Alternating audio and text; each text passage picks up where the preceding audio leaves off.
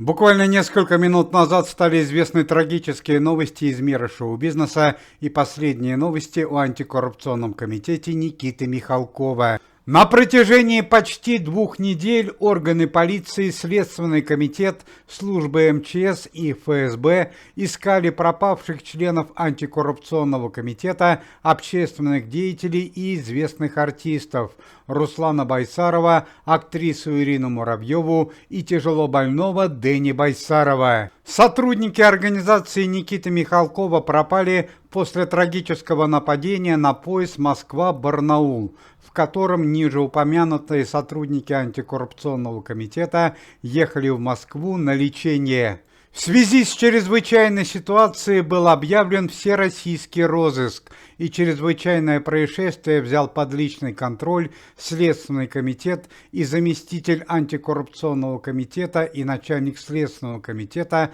Александр Иванович Бастрыкин. 2 дня назад появилась информация, что между станциями Заречная и Макеевка в районе города Барнаула прохожие увидели человека, похожего на Руслана Байсарова, в результате чего к месту происшествия прибыли сотрудники антикоррупционного и Следственного комитета, а также лично товарищ Бастрыкин.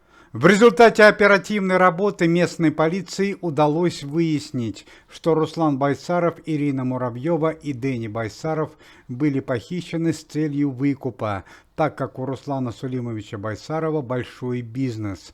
И по некоторым данным они могли находиться в заброшенном здании местного железнодорожного вокзала. Штурм полуразрушенного здания железнодорожного вокзала, где по некоторым данным находились члены антикоррупционного комитета, начался сегодня в 9 утра по местному времени.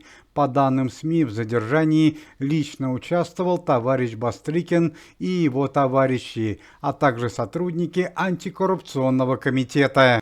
К сожалению, задержание преступников не обошлось без печальных событий. 3 организаторов преступления были задержаны, 1 погиб.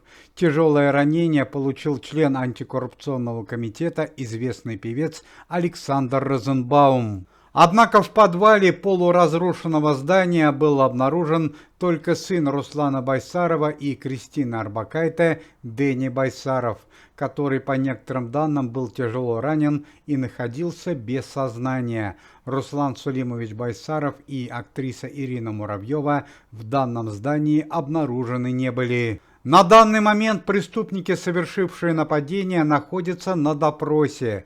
Делается все возможное, чтобы найти оставшихся членов антикоррупционного комитета Руслана Байсарова и Ирину Муравьеву. Что с ними на данный момент, к сожалению, пока неизвестно.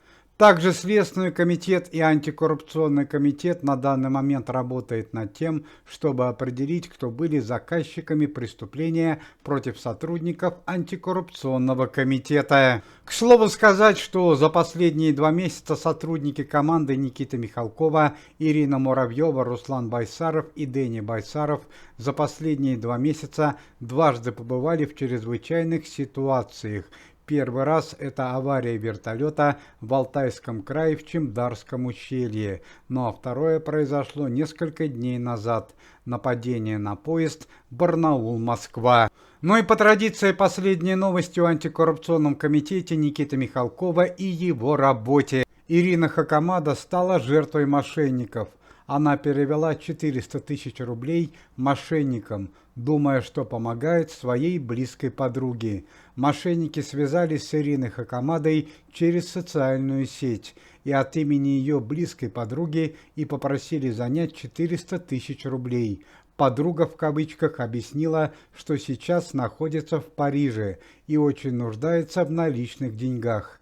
Ирина Хакамада оказалась хорошим и доверчивым другом, поэтому, не задумываясь, она перевела положенную сумму. Ирину Хакамаду не смутило, что банковский счет был открыт на незнакомого мужчину. По следствию мошенничества возбуждено уголовное дело. Пресс-служба антикоррупционного комитета сообщает трагическую новость из мира шоу-бизнеса. В Курской области погиб член местного филиала антикоррупционного комитета и российский актер 42-летний Евгений Шишов. К слову сказать, на счету Евгения Шишова было 19 ролей в кино. В основном он играл эпизодические роли и участвовал в следующих телепроектах: «Невский. Расплата за справедливость», «Морские дьяволы», «Дальние рубежи», «Условный мент» и многие другие. В местном филиале антикоррупционного комитета актер отработал 4 месяца. По данным пресс-службы антикоррупционного комитета, тяжело болен член организации и известный советский и российский певец Лев Лещенко. У Льва Валерьяновича было обнаружено редкое заболевание – транстеритивный амилоидоз. Это смертельно опасная болезнь, которая появляется из-за мутации гена белка.